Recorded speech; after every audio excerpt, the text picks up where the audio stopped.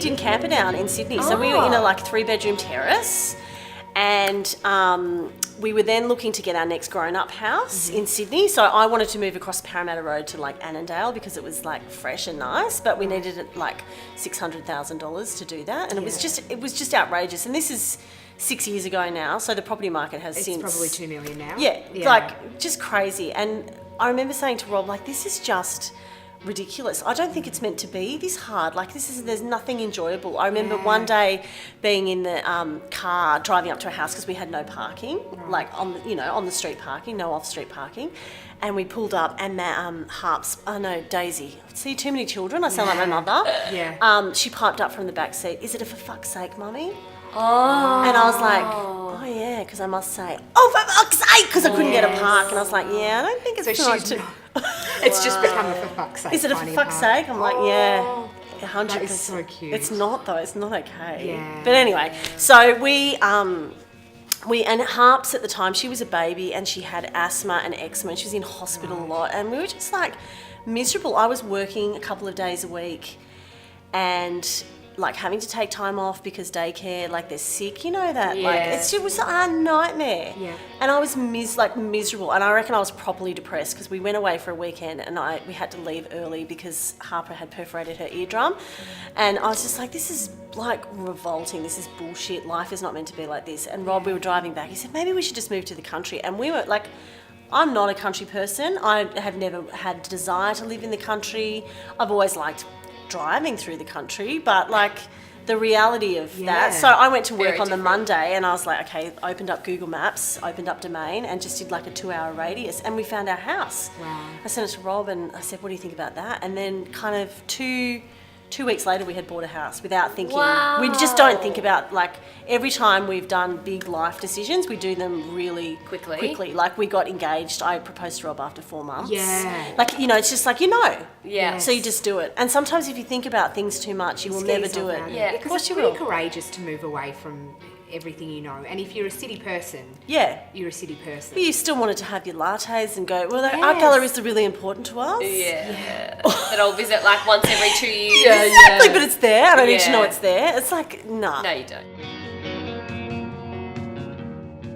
You guys don't know this yet because your kids aren't at school, but you make new, so you've got all your mates, but once they start school, you get a whole new social circle. This blows my mind. You won't have, all the friends you have now. We don't have room. I don't have room for more friends. No, it just changes. It just does. It does. I'm here to tell you, your group of friends changes every 5 years. I'm discovering, not I've had totally. the same friends forever.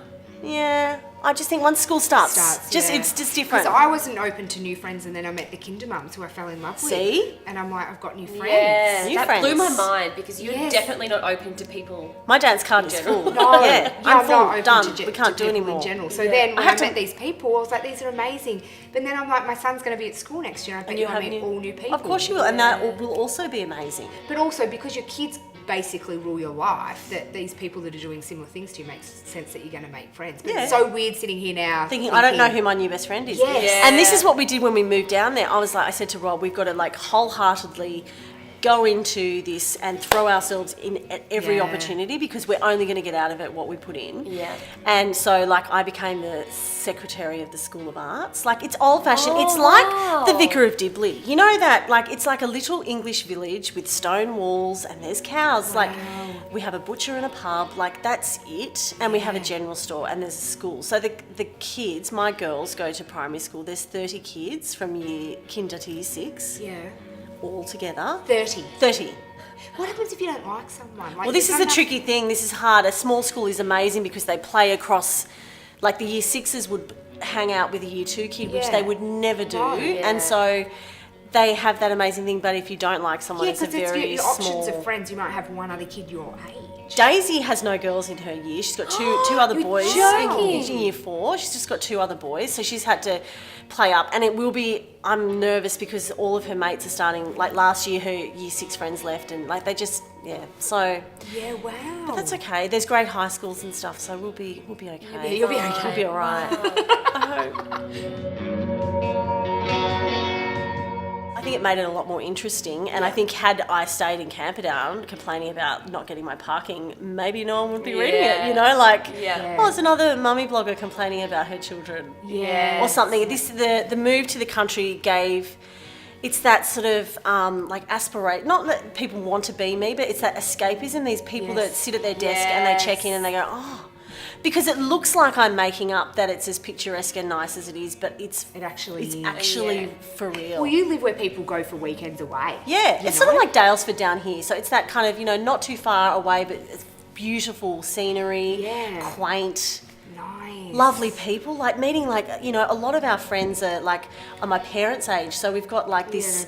So it's just interesting. Everything changes, and it's made me become open to every possibility. Like you just got to be open because you never know when you're going to meet your next best friend, or you like you just don't know. So you've got to be open and take risks and jump in sometimes because good things can happen. Yeah.